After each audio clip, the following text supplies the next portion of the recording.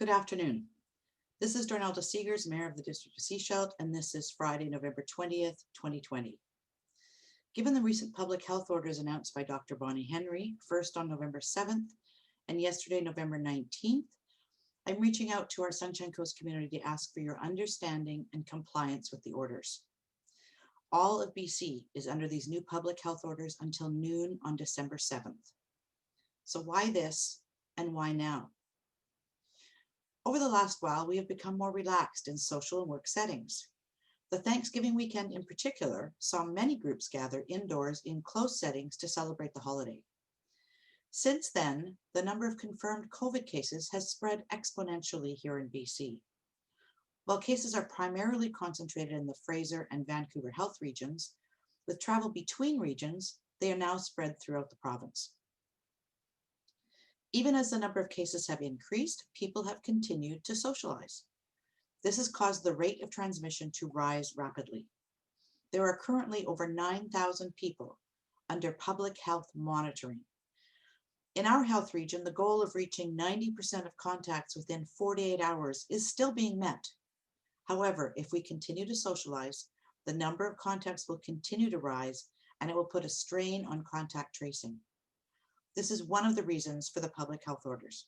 We need to slow down the rate of transmission so that we can continue to stay on top of contact tracing and monitoring of those exposed. For those of you who watch the numbers, what should you watch for? It is expected that the number of confirmed cases will most likely continue to climb, at least for the next short while.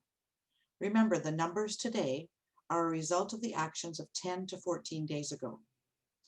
Provincial Health is also keeping a close eye on the transmission rate and how many people are under public health monitoring. That is the number you want to watch. If the transmission rate starts dropping, the number of people under public health monitoring will start decreasing. Currently, on the Sunshine Coast, there are no school outbreaks.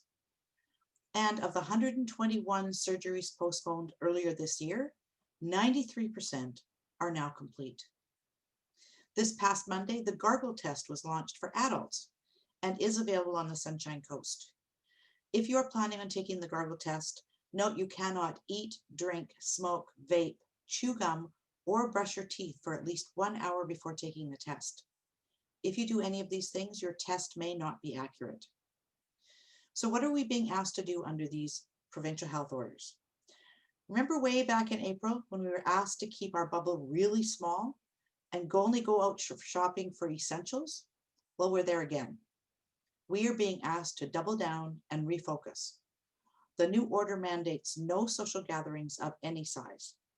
Wearing masks is now mandatory throughout BC in all public indoor spaces and workplaces, and customers can be refused entry or service if they do not wear a mask.